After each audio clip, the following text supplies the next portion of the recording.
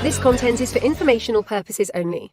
You should not construe any such information or other material as legal, tax, investment, financial, or other advice. Nothing contained on here constitutes a solicitation, recommendation, endorsement, or offer by Draper Goren Holm or any third-party service provider to buy or sell any securities or other financial instruments whatsoever. Hey everyone, it is me. We are here. Joseph is here too. Say hi, Joseph. Hey, what's up?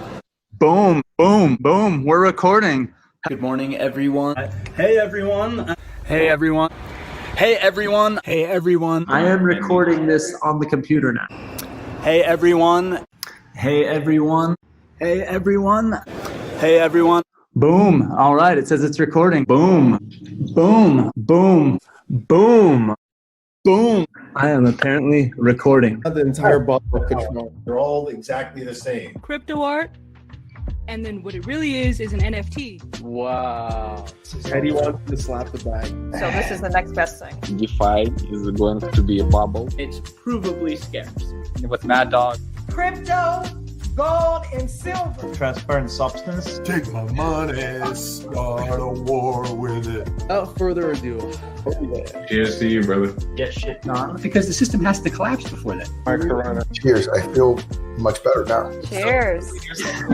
Wow, that was heavy.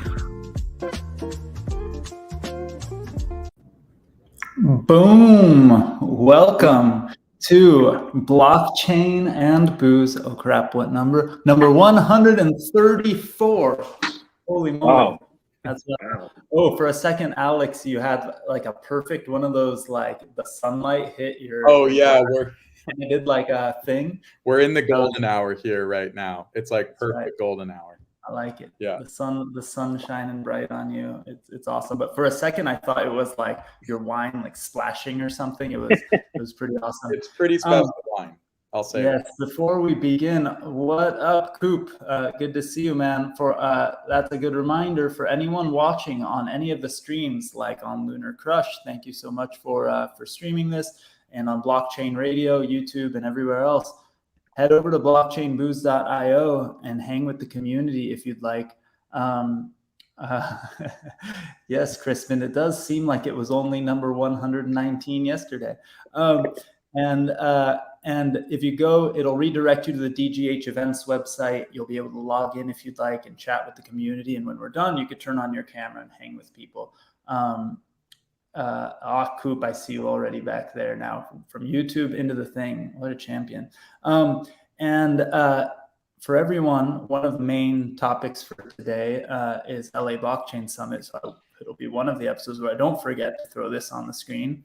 November 1st through 3rd, but on October 31st, Halloween is going to be the opening party. That one is sponsored by Casper Labs. It's going to be across the street from the convention center at the Congo Room. It's going to be awesome. I think all of us will be there. I will buy you a drink and it will be awesome. So come and join us. Guys, welcome. Alex, Matías, it's your first time. Reaper, welcome back. Thanks for having us. At this point, I'm your best co-host, so I expect. I think so. I think that you've been my wingman. Like in the last 2 months, you definitely have been on here like my fourth appearance, almost as many times as I have.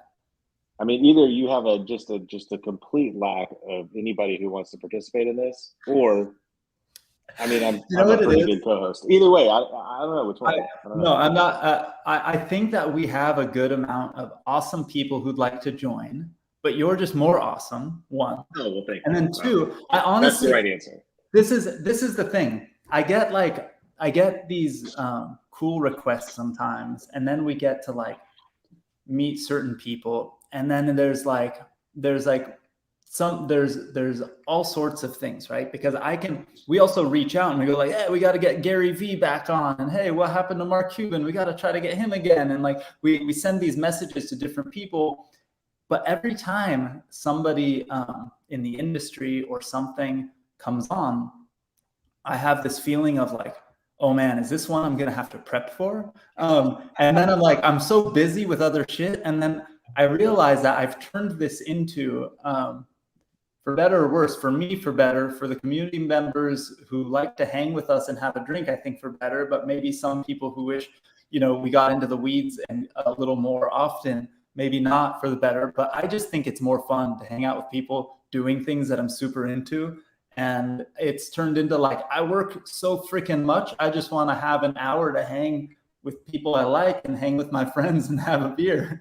And so, that's why like the dudes from Lunar Crush, I always hit them up and go like, you guys got something you want to talk about this week? Because it's mostly an excuse to just have a beer with my friends. So I'm super stoked to be hanging with you guys, because we've been talking a lot the last few weeks, because we're working up to a cool drop that we're going to tell everybody about, and some cool stuff for LA Blockchain Summit, and it's going to be great. I'm seeing some action on YouTube, and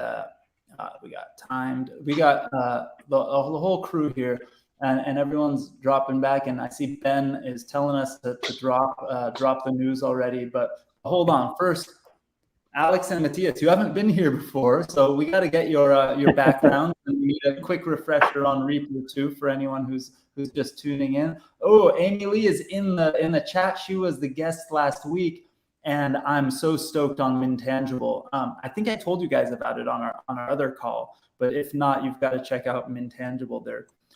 They're basically embedding the IP. Like the IP rights into the actual NFTs from inception, right? So it's not like go to the Bored Ape website, check their terms of use and all that stuff. The IP is actually embedded in the NFT, and they're going to work on tech to streamline that process. So it's pretty radical. Stoked to have her as a part of the community now, and it's kind of fun to have another topic this week that is all about NFT IP. Obviously, something we're all super into, and I've been talking about a lot. By the way, Ben, I see you laughing at my stupid joke. We might have to have you on to give us the towards the end, give us the lowdown on what that stuff you're doing in Decentraland is with the proposals and stuff. But Alex, go tell us, give everyone your background and tell them what you're doing with NFTs. Sure. Yeah. So Matías and I are definitely not NFT people per se, but we found ourselves. We are now. We are now. Yeah, that's a good We are now. We didn't necessarily start out as NFT people, but our background is in licensed apparel, but specifically making products after they are sold online. So Matías and I met at my first startup in this space called Teespring. It was probably the first like print-on-demand platform, crowd-funded apparel kind of company. I feel like everyone should know what Teespring is, but I came from the crowdfunding world, so a lot of people were using Teespring. Reaper, had you heard of Teespring, like the on-demand shirt company? No. No? Okay, so maybe I just, because of that world. So tell everyone what that was. Yeah. I think I interrupted, and you were probably about to. I was gonna try to give a quick version, because it's about 12 years of just nonstop journey that we've been on. So it all started. My good friend Walker started this company when called college. They wanted to memorialize a bar that got shut down with a T-shirt. That's how it all started, and then they realized that there was this huge barrier to entry in terms of just basic screen printing. So just getting a really basic T-shirt printing, order executed actually is pretty complex, because you have to know about garments and what sizes you want, and you have to prepay all this money, and just a lot of barriers to entry for broke college kids. And so they built like a Kickstarter like little site that just took pre-orders and collected credit card information. And they knew that if they sold, at least 100, they would have enough to buy them from the screen printer. They wouldn't have to guess about what sizes they needed to order. And they launched the site, and I think they sold a few thousand. So that's kind of what kicked off this initial very early period in Teespring's life. And right when they sort of evolved from this college kind of fraternity, sorority type launches, that's when I came in. My buddy, I was in the supply chain logistics industry at the time, and my buddy was saying, hey, he was freaking out about fulfilling all these T-shirt orders. And I was doing fulfillment and distribution and logistics, and I thought, oh, it sounds pretty easy.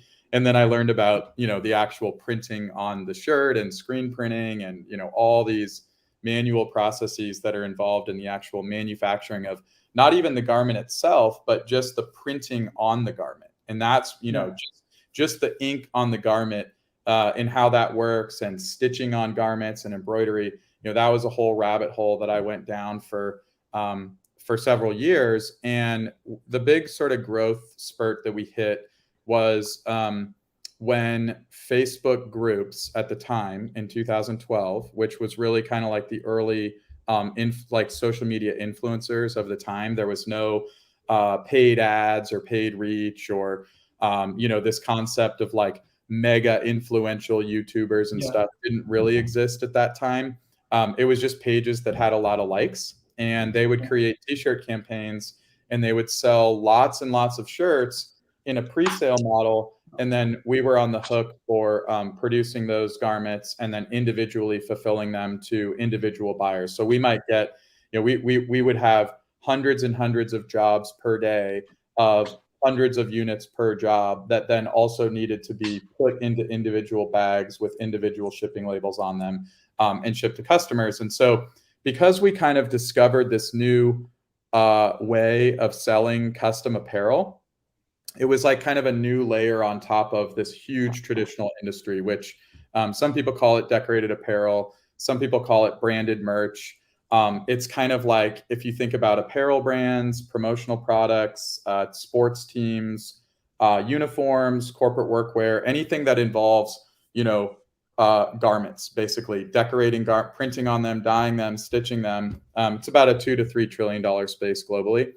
And we created this platform that created all these new types of entities selling these products and kind of took the power away from these big traditional brands. So like, if you think about, Alon, like your friends growing up in Southern California, you guys were into punk rock, and you probably had a lot of friends that were in. Yeah, exactly. What did I tell you the other day? I said, what's black and white and red all over? Punk rock. That's Yoni's favorite joke to make fun of me. But every shirt I have pretty much is a black shirt with white and maybe red print on it. Yep. And we used to silk screen them. My friend, one of my best friends, Keegan, his uncle actually owned like a company that made like apparel and stuff, and he'd let us in at night. What's that? He'd give us all the shirts that like were ill-fitting or that were like the ones that like weren't right. He'd give us all of them and let us silk screen on them, and then we would throw them out for free or give them for free at punk shows. Maybe sell them for like $5 a piece, right? Like DIY completely. Which is kind of my case in point, because that's way cooler than going with your mom or dad or aunt or grandma to the department store and buying like kind of the lame shirt that's just sort of generic, right? Like, you know what? I just got you mentioned embroidery before too. I remember there was a thing. I don't know if you guys had it. There had to be a version of this everywhere, but there was a store near where I lived called Pants Town. And it's where you could buy like Dickies, like people who like for work like needed to buy Dickies pants. Remember those?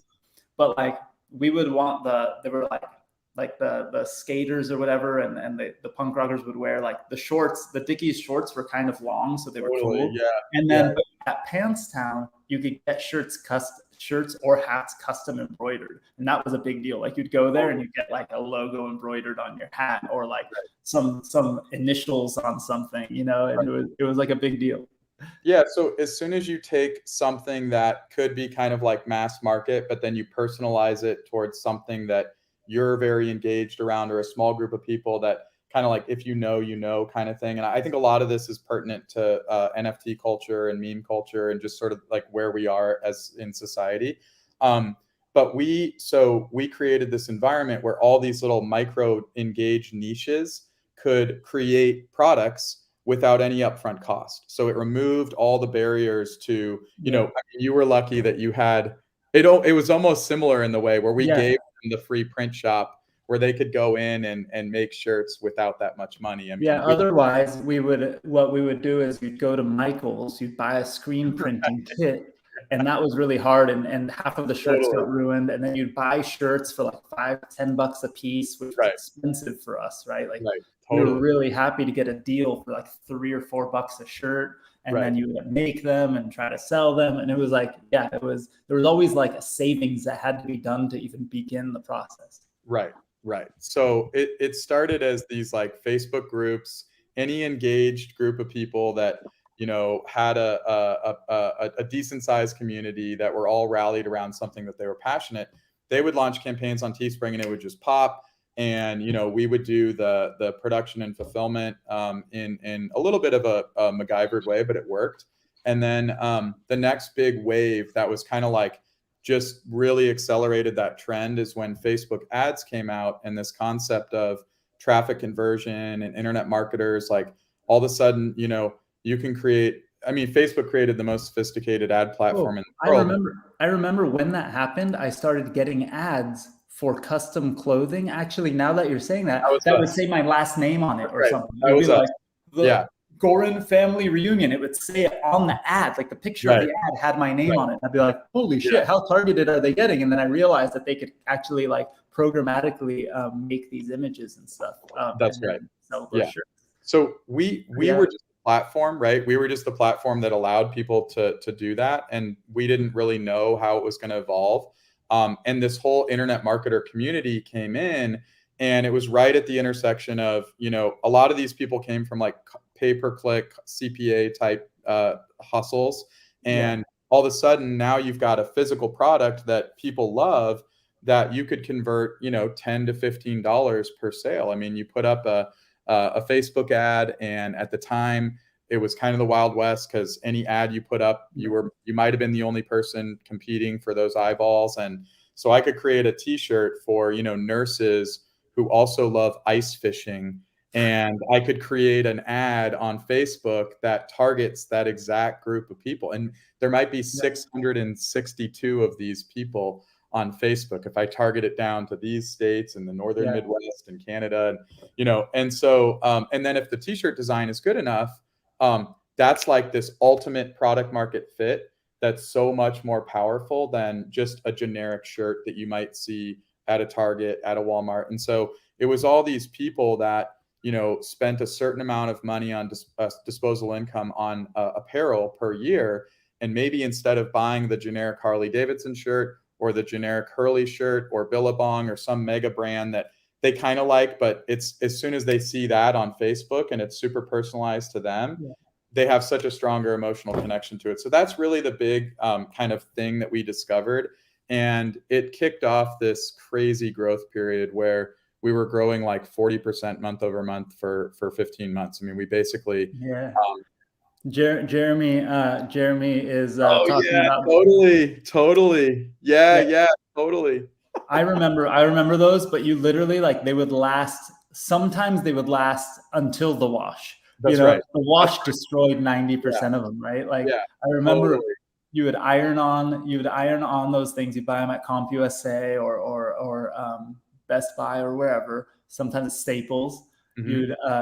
You'd make, they were cool for like one-off things, but I remember you'd wash them and they would get like all crinkly, weird, peeling off, you know, like and you'd see. So what you're talking about at Teespring was a step better than that. Well, and now what you're doing, so because I know you were talking to me actually before you go on and stuff, and Matías, give us your background and how you came into all this stuff too, and then I want to hear about the progression, and then we gotta jump into one step too. Well, I'm Matías, the Argentinian guy. So it's like when Alex was doing all of this at that time, I was in Argentina, and my friend Ethan, he was running one of the facilities that were doing some production to Teespring, for Teespring. And he reached me out like, hey, I have this friend, which was Alex Phelan, that is requiring this amount of files. They need to curate the art to be ready to print, you know? So we call it that vectorized for screen printing. And well, Alex sent me an email and he asked me to do, I don't know, I guess, I'm not guessing, it was 500 files per week. But then like in 1 month after that, it was 500 files per day, which means that different 500 t-shirts per day multiplied by the quantity of sales. So that's crazy already. I think that we were doing 50,000 t-shirts a day at that time.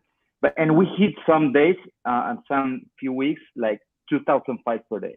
So I set up like a 35 to 40 person team in Argentina doing this cleaning art, and vectorizing and whatever it comes, the art was crazy, and at that time I can tell you that no one was looking on the legal part of the thing, but because and Mati, just to make sure everyone understands what we did, we had this really great user-friendly experience at Teespring where anybody could upload any type of art. That was one of our whole pillars, was it has to be super, super user-friendly.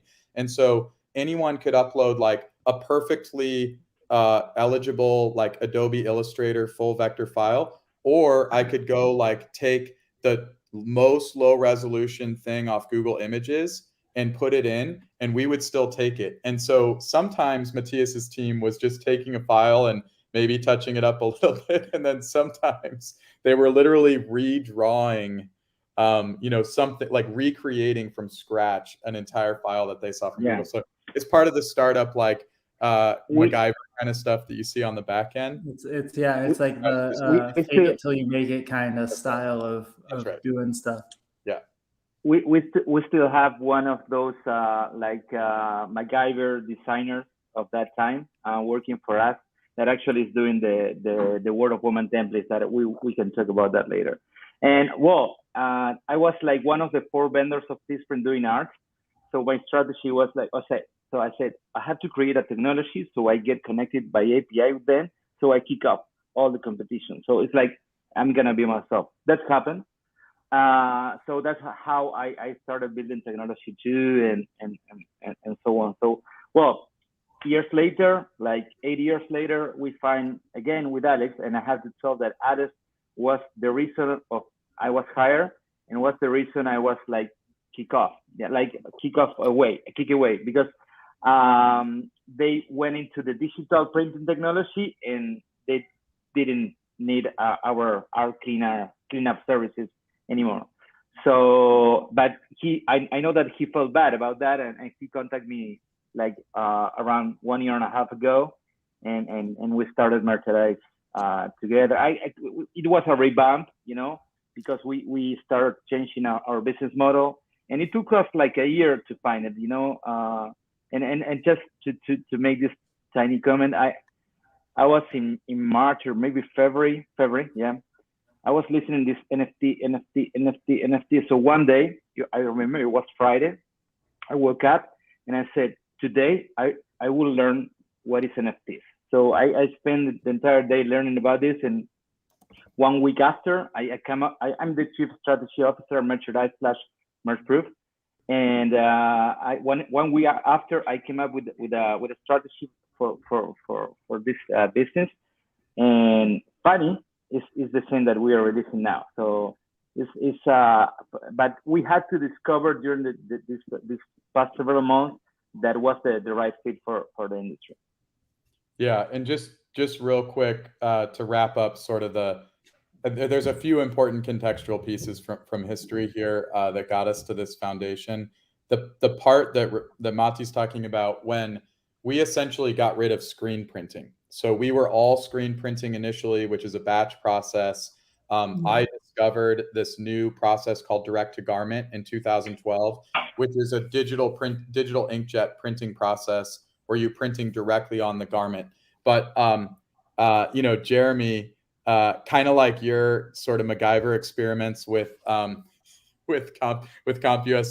and the transfers. Yeah. That's kind of how direct to garment was at that time. So it was very expensive, not really great quality, but it allowed us to put out a lot of one-off garments that people sold through Facebook. So most of our clients were internet marketers. Most of them were brands that didn't really have a ton of customers, and they're trying to use data to sell products. So nobody wanted that restriction of having batches and everybody wanted to be able to just sell one of something unique. And that's ultimately what kind of pushed away the screen printing. What's ironic is that once we reached like the top of this whole print on demand internet marketer selling shirts on Facebook market, and we raised a lot of money, and we were a very valuable company at the time, we tried to apply this same formula to the big blue ocean of traditional branded merch. We got an NFL license, NBA, Bravado, UMG, Elton John, Beyonce, all these huge partnerships, and they all sort of crashed because of problems related to this digital technology. So really, it was this quality mostly, right? Quality, cost. It doesn't work on every type of out. Yeah, it washes out. So just like kind of like the transfers, you might get 2 or 3 washes out of it, and then it kind of starts washing out. The colors are not super accurate. At the time, it used this chemical that treated the shirt that really smells like vinegar. So you open the bag and you would just get hit with this whiff of vinegar. So any real brand that cared at all about quality, it didn't work for. So our mission, it's funny because Matías and I parted ways. We still had the same mission of taking this great model of e-commerce plus on-demand, but bridging that gap between this cool little, science experiment that we had built in the big blue ocean traditional market. And I realized that in terms of design, in terms of other things like packaging and finishing, and the level of sort of accuracy that you have to have in the art and the color, we actually need designers. We actually need, we do need all this support staff and all this infrastructure. So, long story short, we got together with 2 of our other co-founders, and we basically built Merchandise, which is a kind of full service digital to physical ecosystem for branded merch. It starts with e-commerce. So we build or manage e-com merch stores for brands. It could be one that we create, could be one that we take over. And then we have all of our own systems vertically integrated all the way down to our factory floor, which is it's a subsidiary company called Merch Farm. And this factory that we have is capable of producing very high volume of single piece variable data products that are very, very high quality, like either, sort of retail grade or premium retail or fashion streetwear grade in some cases. And so, our hypothesis was there's enough brands and entities that have enough merch business out there, and there's enough problems and headaches in that space, especially after COVID with supply chains and sourcing. We kind of built this funnel that can just plug into existing big branded merch business. Think, Pepsi, fashion brands, big like brands doing lots and lots of volume, and we started proving that concept a couple years ago. And so that's really, that foundation is what sort of got us involved with NFTs. And initially, we just looked, some of the larger NFT collections were reaching out to us about doing merch stores and having, high quality one-off merch that didn't have any color restrictions. And then that really was kind of an aha moment for us that an NFT collection is really just a brand, and it's a likeness that can be represented on physical products. Well, it's a brand. Yeah, it's a brand that has a built-in community, right? Like I think that what we learned from Lunar Crush about the crypto, like the crypto kind of token market really early on, like with Doge and with every big community, was that the measurement of community was actually the biggest driver of value. Then when NFTs came and things like, Bored Apes and CryptoPunks and stuff like that got big, it was big because the founders did some really cool things, but it wouldn't have become what it became without the community. And the founders laid the foundation for the community to do so many things. Reaper, we kind of just went through, but I think most people know who Reaper is. But if you haven't, and if you're still there, Reaper, give your background. Because talking about communities or founders enabling communities, what Bored Apes did by giving the IP rights, like so that Reaper can make kick-ass art like this. Are you guys seeing this? It wasn't showing up. Yeah. I can see it. You know, this was all Reaper's work, right? Which, by the way, this is still just the most epic thing in the world. Or Clay Moro. Alon, you continue to be my best hype man. So I'm gonna hype you for forever. It's all good. You know, so and then this is one of the latest ones. But Reaper, give your quick background. I think this is a good segue into talking about what we're gonna do at LA Blockchain Summit.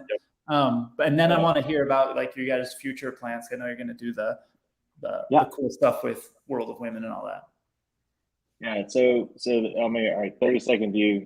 I don't want to bore everybody who's heard this before, but you know, got into obviously NFTs early 21. Got into Bored Ape Yacht Club a little bit after Mint. I missed it, but I FOMO'd into it fairly quick. I made like 1,000 WETH offers on a bunch of apes, and just happened to have someone accept one for the one that you guys see here. So that was a and part of that, you know, it was the IP focus for me, and I don't know, you know, looking back on it now, I don't remember where my headspace was and kind of what it ultimately drove me to it. But I saw a couple of other, you know, people in the space using the NFT IP to start, you know, creating a character and doing something fun with it.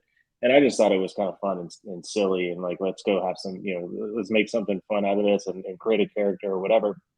And so I made a bunch of offers on ones that I would look at and I say, hey, look, I could probably come up with some kind of, you know, stupid character for this, right, or that one. And for the one that ultimately I got here that I landed, it was like, hey, you know, he's got the VR sunglasses or VR glasses or the robot eyes, and he's got a, you know, an old timey kind of reminded me of like a Peaky Blinders, like a vest and a you know kind of shirt, right? And it's like he's like a time traveler. He's like from the future, but he's back in time, and he's kind of you know making sure that the apes, you know, it's like the rise of the Planet of the Apes or something, right? Something stupid.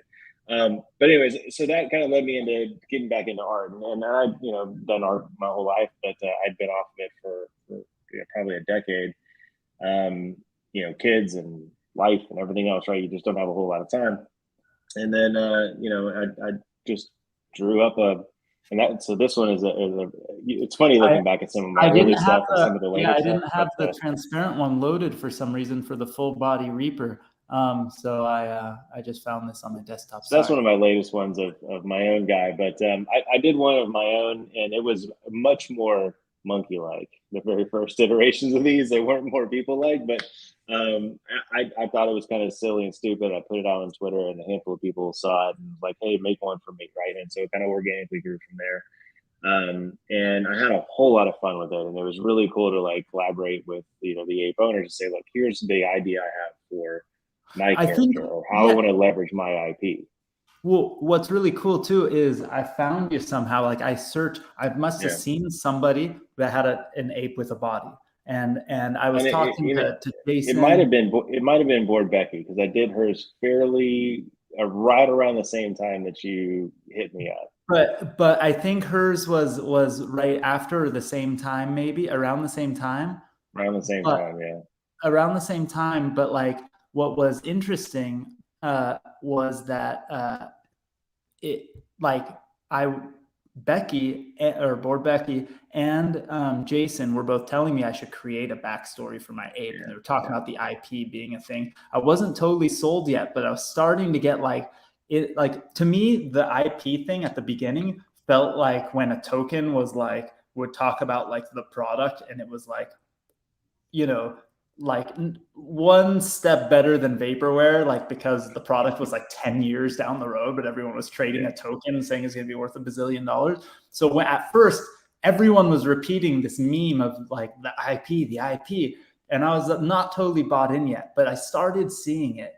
And when I talked to Reaper, when we finally connected and we're talking about it, and you're like, well, what do you want your ape to like do? And I was like, and I never even thought of it till we literally had the call. I didn't like call Reaper going like, I need to get my ape with like wearing this and playing a guitar or doing a thing. Like it was literally like Reaper asked me like, well, what do you want him to do? Like, do you want him doing anything, holding anything? And I was like, oh shit, I got to think about this. Like, and that conversation.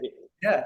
You guys have all listened to Alon long enough. You know he's nothing but a bunch of ideas. Like he's not short of ideas, right? So that stirred like a 2-hour conversation. I remember you were in your car and you were like, "Hey, we're trying to line up this, hey, let's kind of brainstorm ideas type of thing." And it just went on and on and on, and it ultimately is what clearly leads to Boring Stone. Because we did this, then you started putting out flyers that nobody asked for, but you were airdropping them to everybody, whatever. I was airdropping people this on Tezos and stuff. And so this was the very first Boring Stone cover. Before Boring Stone was a thing, it was how cool is it just to throw it on a magazine cover, and Boring Stone was born from that. I basically took all of the drawing that Reaper made for me, and I used it 17 different ways. It was exactly like when I was in a punk band. Like we took the band's logo that a friend of ours made, who was like a really good artist. And then I was like, I'm not very good at art, but I can take this piece of art and invert it and put it here and change it. I'll be honest. There were times when I go, I should have charged him more for the initial work because of how much he used it from that point on. I used it on, oh no, this one doesn't have it on there. But I just made all these. Reaper, you should have demanded royalties on it. I know, man. I'm telling you, I should have. Every time you use it. That's why I hype you up. I gotta pay you back somehow. It's gonna happen. That was it. I mean, and then we obviously Boring Stone from that point on. I think everybody knows that story, but it went about probably 6 months, and I think I did maybe one full body art piece again. And I was like, man, nobody wants this anymore. I think the whole thing's over. Nobody cares. And I've done some for some of the other communities, Gutter Cats, and kind of strangely, I've done some for the Genuine Undead. I don't know if you guys know, but it's pixel art. It's kind of like CryptoPunks. Trying to do a full body in pixel art, a lot different, a lot more difficult than it might seem. But I've done a couple of those here recently. But when we Lon started talking about LA Blockchain Summit, and we wanted to, do some fun things. I was like, we need to refresh everybody's art. So we did kind of a new one of all three of our apes, and that was the new one. I can probably upload. That was like this one. You're gonna get tired of seeing these if you show up to LA Blockchain Summit. You'll probably get sick of seeing them, but hey, it's just know that it's gonna be fun, and we're gonna have a whole lot of fun with it. Yeah, so we're gonna have a ton of fun here. I'm trying to upload while we're going because I think that I have the JSON. Actually, it's gonna be on something I'm about to show. So let me see. So here's where we got to. So Reaper and the Boring Stone crew, who you all know, we're making all sorts of fun derivatives. Reaper was doing the art, and we're goofing around with it and having fun. And then the third boring stoner is the ultimate boring stoner, Jason. Absolutely. Yeah. And so the three of us are hanging out, coming up with all sorts of ideas and things like that. And I met Alex and Matías through LA Blockchain Summit, and they're coming to participate, and they're telling us about what they're doing. They're talking about we can do a merch drop for LA Blockchain Summit. And I thought, what, it's going to be pretty cool to have, LA Blockchain Summit specific merch. Because we've done some t-shirts in the past, but it's mostly for the staff, or companies will bring t-shirts. Like eToro brought some t-shirts to the show, and you go to their booth and get a t-shirt. But we wanted to do something super unique because the Merch Proof team has the ability to do really cool, unique stuff. But I also knew that if I didn't connect them with Reaper and the Boring Stone crew, we'd get some boring stuff. We'd get, not the pun not intended, because it wouldn't be boring in the fun goofing around Bored Ape kind of way. It would have been the LA Blockchain Summit logo on a shirt. Yeah. And whatever. Yeah. First off, we rely on the art. So, which is why, NFT is like a perfect fit for us. And our printing technologies let us do many things that we didn't say before, no prepayments, no minimum quantities, no problem of placement on any place of the garment. So whenever you want, Alon, you can pop up the website if you want. That's fine. And Cool. so yeah, because what I want to say is we're gonna have really, really super cool merch. So there's gonna be these shirts, and I'll show them to you in a second, that you'll get at LA Blockchain Summit. So we'll come up with some schemes and some ideas. Maybe it will be about like coming to give Jason the Ape a high five at a certain time at the Merch Proof booth, and people who come that day will be able to grab one of those shirts. And then each day, I think, because if there's 3 days at the conference, we'll be giving away a different design, or maybe you'll push your luck at which design you're going to get, whether it's the Reaper, the Jason the Ape, or the Punk Ape Strong LA Blockchain Summit shirt.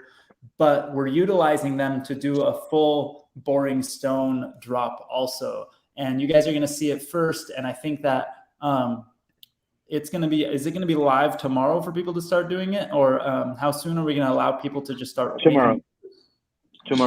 Ooh, okay. So starting tomorrow. So we didn't put out the announcement yet because we wanted the Boring,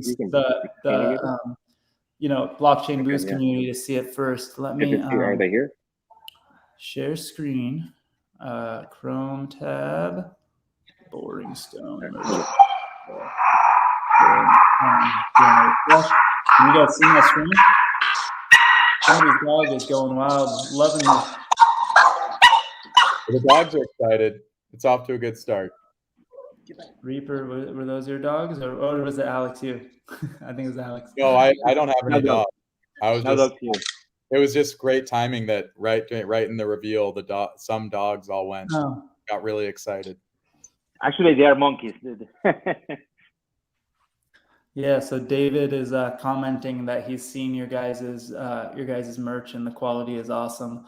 So I'm going back to the tab, so I can't see you guys anymore, but check. Okay, so it's a bunch of exclusive designs that is a collab between Merchandise and Boring Stone and Reaper's designs, basically. And Reaper made some cool new logos for Boring Stone. Actually, we've never revealed Reaper. We've never revealed the new Boring Stone logos, right? We have not. No. Oh, these are sick. Hey, so was that my dog that were here a minute ago? Yeah. I think it was any of ours. Oh God. Okay. Sorry about that. I thought I was muted on everything. All right, my bad. Oh, we switch it to 3 Board Migos. Right. That's great. So this is the reason why I clicked on this, is to show, like, one of the things that Merchandise showed us is that because of the way they do their printing, they could do weird things like add stuff to the sleeve. So, like, for example, this shirt is really cool, but this one is the Reaper design, because you've got a little kind of Easter egg of Reaper on the sleeve, right? That makes it really neat and cool. On that particular one, and like this one is the Punk Ape Strong one, and then there is and here's the Jason the Ape one. It's kind of cool where the design of the shirt is really similar to the other ones, but then we have those differences. This is that looks actually really cool on the black. That's how I hoped it would turn out. The thing we try to do, like, obviously there's a lot of NFT projects that have thrown out merch. We've all seen most of that. One of the things I think Alon mentioned this, we really liked with the partnership here is that we could do some different stuff. It's not pretty. There are some in here that are going to look fairly, I would say, traditional shirt designs, right?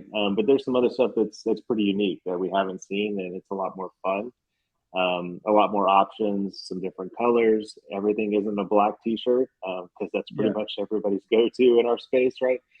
So we try to take advantage of that, right? And so there's some things that we think will. We've tried to. I've had to try to remind myself that I'm old. There are others that like different styles and some different things. So we tried to spread this across some different styles and things that different people will like. So we hope that everybody enjoys this as much as we had putting it together. I think it's really rad too how you can take the different like Reaper designs, right, and put them onto a shirt in different ways too. like in ways we might not have thought of. And then, you know, like the BS logo on the front of this shirt, and then, you know, Punk Ape Strong on the back, like, you know, and it's so cool. Oh, we actually removed all the extra shirts, huh? So I don't have the LA Blockchain Summit ones. Two comments, just to be fair. So there are some products that we are uploading yet, and the sold out button is because the website is not activated. It's gonna be tomorrow. So yeah, we are never sold out. That is a definition, because actually we can print one. So that's the whole thing of our service.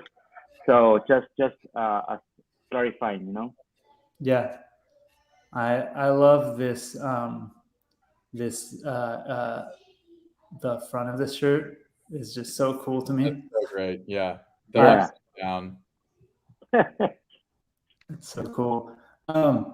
So a couple of you talked about like the new logo. So like we did more of a, you know, so you're going to see some on the LA Blockchain Summit.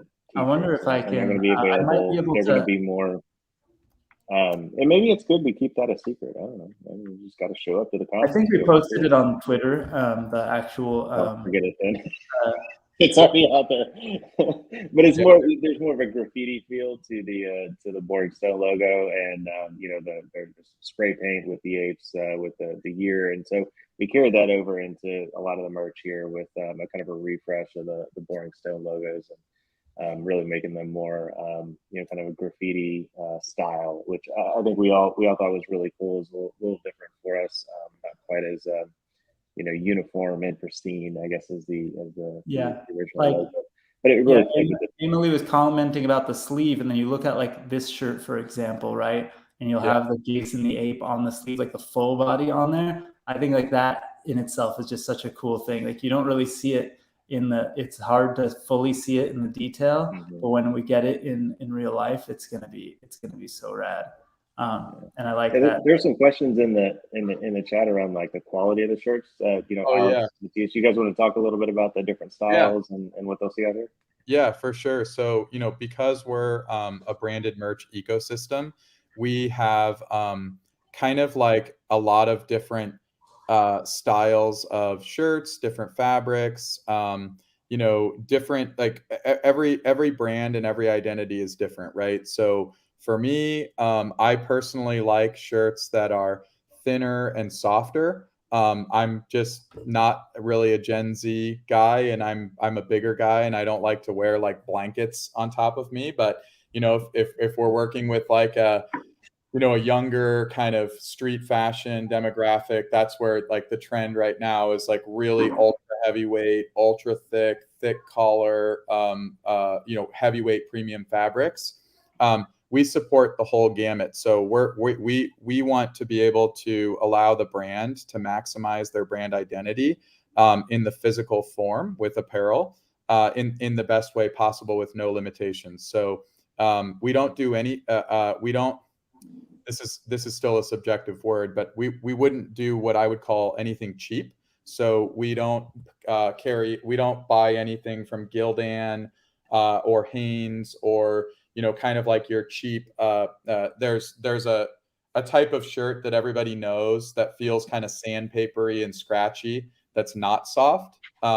We don't have any shirts like that. So everything we have is good quality fabrics, you know, combed ring spun cotton or high-end polyester or high-end blends. And then we kind of have like different groups of products for different types of brands. So the type of products that you're going to see us power for World of Women would be very different likely than the types of products that we would power for, you know, like a like Yuga, or like some of those other collections that, you know, have kind of a different community and a different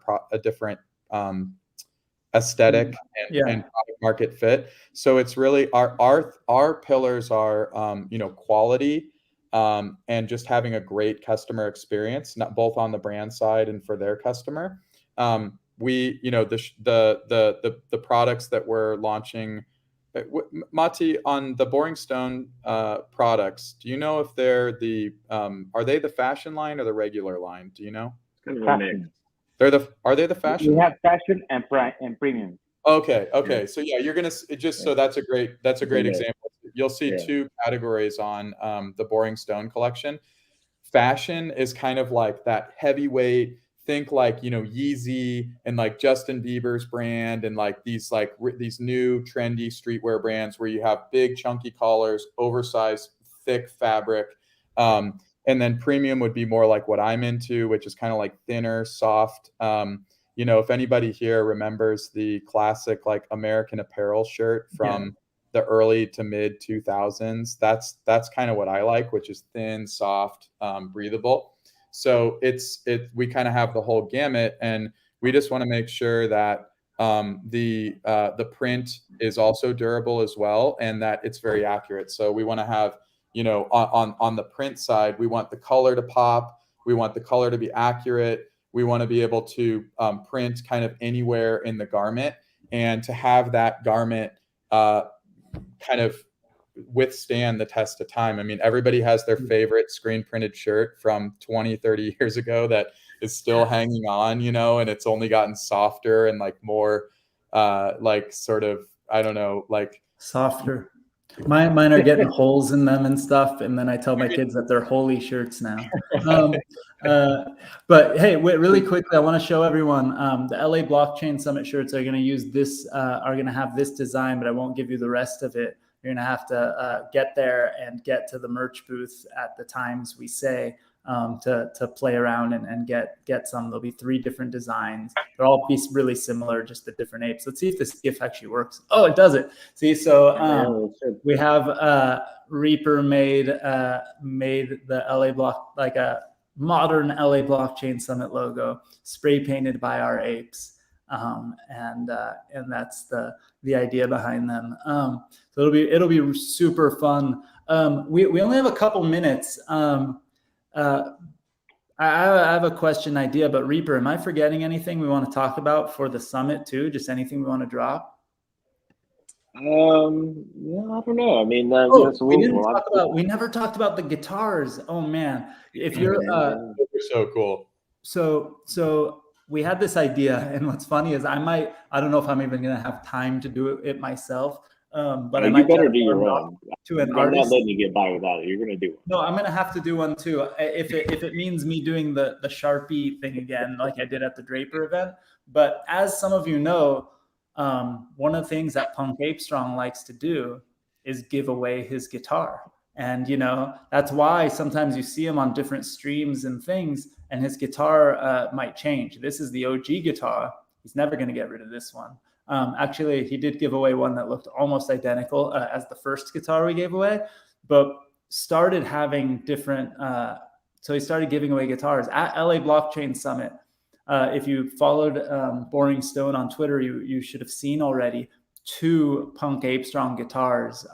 Really, it was a Reaper guitar and a Jason guitar. Reaper made a killer one that looks amazing, and Jason did one as well that looks super cool. And they're both totally different style guitars. And at LA Blockchain Summit, Boring Stone community members and the rest, we're going to figure out how to do it. We'll get a chance to win one of those guitars too. So come and check that out. It's going to be amazing. Jason got a little ahead of me. He went out and bought that guitar like the day we started talking about it and designed it that night. And he went with a style that I was going to do. So after he did this, I'm like, oh crap, now I gotta rework this whole thing. But I think it worked out. They're very different, which is cool. I think it'll be good for everybody. What's really cool too is that, like, I've realized that, you know, when we did the original one, I don't know. Sorry, I'm looking down at my phone. What the hell was I going to say? We did the original one, but, you know, Jason made one that looked almost identical to Punk Ape Strong's guitar. And we're like, oh, he'll give away guitars that look like his. And then we kind of started having these ideas of like, well, on different videos, Punk Ape Strong plays different guitars and things like that. And so he should give away those. And then when we did the VCon and trip to New York that I did, we wanted to give away guitars on that trip too. And I sent one ahead of time to Yoni, who was one of the original members of the Boring Stone crew and helped us do a lot of work. And I asked him, what do you need? And he's like, send me a guitar and these kind of like special paint marker things. And I sent it to him, and I just showed up to New York and he showed me the guitar he made. And it was really, really rad. And then we made one for a Draper Network event where I sent a white guitar and I sent a Sharpie basically. And then I hung out at the event with Mr. Suit, who's a Bored Ape, and Sailor Gary was there too. And we basically everyone kind of threw out ideas to me, and I just scribbled with Sharpie on this guitar and made another Punk Ape Strong guitar. But Reaper and Jason really took it to a new level. These things are like works of art. And so it's going to be really fun for anyone who wants to potentially get one. I know a lot of people in the chat are talking about where they're staying and what they're doing at LA Blockchain Summit. Feel free to shoot those messages to the crew. I think there's lots of cool stuff happening, a lot of people coming, and it's going to be great. And I wanted to now we're kind of out of time, but what we're going to have to do is you're going to have to come to LA Blockchain Summit and meet the merch crew to find out what they're doing and to see this stuff in real life and to have some fun. And then we're going to have you guys back probably post conference or maybe during the live blockchain booth session at the conference too, which we're going to do to talk about what you're doing with World of Women and all that, and the NFT portion. Because we haven't really talked about how NFTs are integrated into the shirts and things that you guys are making. Yeah. I would like to make like a announcement, just like a last minute announcement before we run out of time. On LA Blockchain Summit, actually same day, we are releasing to the world the two biggest features that we're going to be implementing for this industry, which is the NFTs. So we have a solution, which is the brand is our client. So we work with the brand level, creating templates and many things, so we can take the variable art on the garments. And we are releasing November 1st the direct to collector solution to the world. So basically, any person with IP will be able to plug in their wallets and select different garments and place the art on a quantity of one. So that's going to be a really we talked about like people putting their apes or their Fame Ladies or World of Women that they own the IP to onto a Boring Stone shirt, right? With like the Boring Stone magazine. But you guys are going to have all sorts of templates for anyone with any PFP. That's right. In this case, like Boring Stone will be like a brand for us. Like it's like the B2B. Mm-hmm. So we will work with Draper and the team, to create that amazing experience. But then, like any person with any collection on the top level collections are going to be able to plug in their wallets and with different. Maybe I shouldn't say this, Alex, but we have to create some FOMO around this because it's crazy solution. It's innovation, pure innovation to our industry too. So for example, I'm just throwing something out here. I'm looking through my pictures out here. Okay.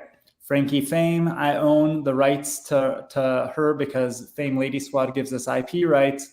Yep.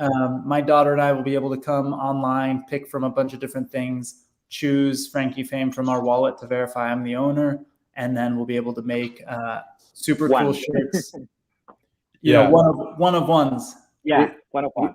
We want any collector to be able to create very premium physical products from their NFTs, and also with really premium designs. So another area that we see, not everybody's a designer. Certainly not everybody's a textile designer or a clothing designer, right? And so how you use the blank canvas of a garment and all the little details that you might add that sort of make it more unique or more cool or more, desirable to some community. That's really it's partially in the design, and then it's partially in the physical characteristics of the garment. So we see this world where Now I'm just going to come up with more ideas. See, this is what Reaper was talking about earlier. We can spend a few hours here and I'm going to workshop this idea. But first idea I had, and I hope, I feel like this might be the evolution of it. Maybe not, because I don't know how much it makes sense. But like, let's say I go and I make I'll use Frankie Fame as the example, right? Because there she is without a background and everything. And now I make shirts that have her on it and stuff like that. I love it. Could I then flip some kind of switch and make that shirt available to anybody else and be like a reseller of it? Phase two. That's phase two. So where it gets complicated, and there's a whole can of worms in terms of IP rights with NFTs and smart contracts. So currently, as everybody can see, most NFTs have not really, like if you go, we have a lot of experience working with major licensors like Disney and NFL and NBA. And when you work within those bureaucracies, you see these licensing agreements, some of these things are 1,000 pages long, and they cover every acceptable or unacceptable use case possible on any planet in the universe, right? And it's like every little possible thing is spelled out, and it's like the most sort of intense contract you can imagine. And then you look at some of these smart contracts where some of them have nothing about IP, right? Where it's just literally completely ambiguous. And then some kind of say like, you have IP rights, but it doesn't necessarily cover all the specific use cases. And so that's what I think, in terms of, it gets a little bit more complex when you get into the commercial aspect. But buying it for yourself, it's pretty straightforward that you own at least the rights to print your own kind of things and do that. That's right. And we also want to become a platform that's very friendly with the designers within the communities and the NFT collections themselves, as a place where they know that their IP is going to be treated very seriously and treated very carefully. And every tool, every mechanism that we give the community to create physical iterations of their NFTs on apparel is going to have really good design and really good products. So we want to make sure that we want to kind of be the stewards of the brand and the design and the original design team to make sure that every physical iteration of the brand is the best it possibly can be, so that you don't get all these kind of like cheap or worst case completely crazy sort of iterations of the brand out there in the world. That's really, really cool. I'm super excited. I know all three of us will be at the summit, so that's going to be great. Or Matías, are you going to be there with us in person? Oh yeah, Oh, for sure. heck yeah. Okay, that's awesome. I'm so here we're gonna already. be I'm there. here already. We're gonna have some fun. You know what I'm thinking right now, and I gotta now price it in or figure it out and figure out how to get it. But like, shouldn't there be a brick wall at the summit? Reaper, I think you agree with me. Shouldn't there be a brick wall at the summit that has this on it, like really just up against one of the walls? Yeah, we have a design with the wall. I know we have the design with the wall too. You know what? You're still adding that to the thing, because I didn't see that on. Hold on, I'm refreshing the page to see if. It's there now, right? Oh, hold on. We're gonna extend another minute because I'm gonna share my screen. Hold on. So we didn't show all the designs at first, and now I'm seeing a few more are here. So there we go. There we go. This Wow, I love it. check out that shirt design. This I think was everyone unanimously's favorite. Well, actually there's two favorites, but like check that. Oh, here we go with the Reaper right there. How sick is that? So this I might need to ask you guys to make a sort of version of this design, like a vector for me to print a giant 20-foot wall that has that logo I was showing you a second ago. No problem. And Alon, we can make that wall. So there were some questions about where the product's made. Just for everybody's knowledge, we have two factories in the LA area, and all of our production is done in-house in our own factories, running our own kind of custom software and printing devices. And actually, I think that's you, Andrew. I see Andrew in the chat, who is asking where's the booze, and he runs our production. So anybody can direct their production related questions towards him. I just wanted to say really quickly, because the second, like there was 2 designs that everyone went insane for. It was these ones, in my opinion, just looks so cool because we have them on like the cool colors too, which that was one of my faves.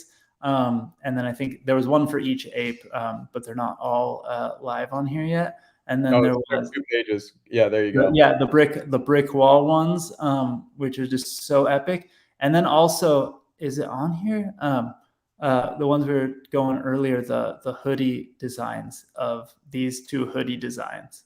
Yeah, that to me, that first one, that all the logos, anybody that has experience in screen printing, if you sent that to a screen printer, their head would like explode. I mean, it can be done, but with how many colors there are in that design and with how big it is, kind of like going across the full back of the hoodie, is pretty hard to do that. These are these are all Reaper designs, and then on top of it, just this is every single one of the headers from Boring Stone NFTs. So and originally Yoni made these, so we owe a shout out, and we got to send one of these hoodies to Brooklyn for Yoni, who did those those designs.